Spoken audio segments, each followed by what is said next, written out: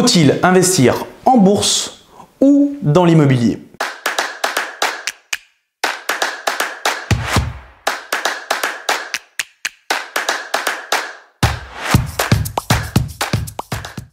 Bonjour à vous les investisseurs, j'espère que vous allez bien. Aujourd'hui, on se retrouve comme chaque lundi dans une nouvelle vidéo dédiée à l'immobilier, l'investissement immobilier. Et pour ceux qui ne me connaissent pas, je m'appelle Charles Noble, je suis un passionné, un enragé de l'investissement immobilier.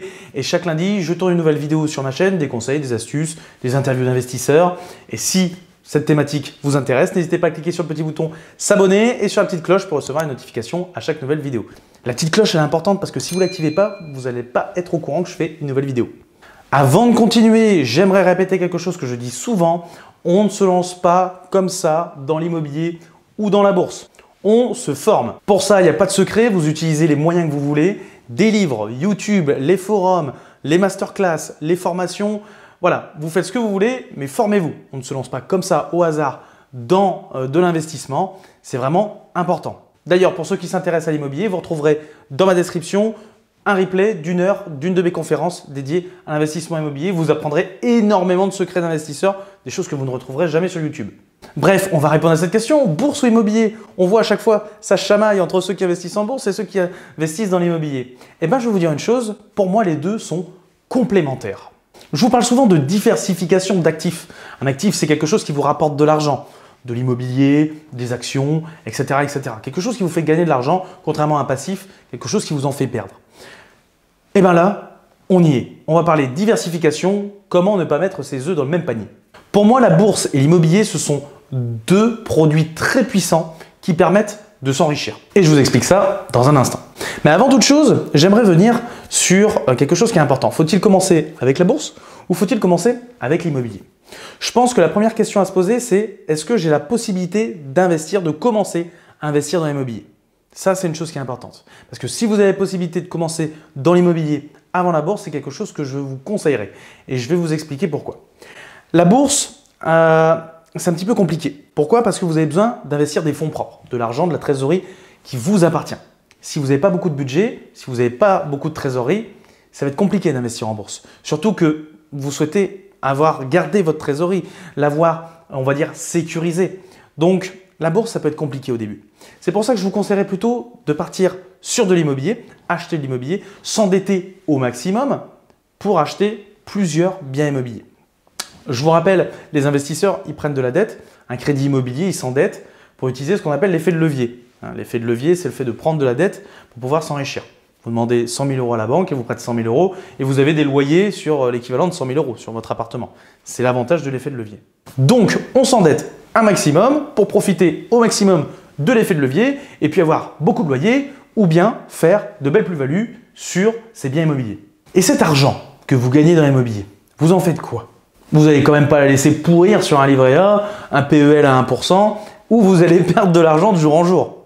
Non, on va continuer à investir. Et c'est là où intervient la bourse. On rentre dans un beau principe de diversification d'actifs. Vous avez bien investi dans l'immobilier, vous gagnez donc de l'argent, donc soit du cash flow, donc de l'argent excédentaire que vous avez chaque mois, ou bien quand vous revendez un bien immobilier, vous faites des belles plus-values.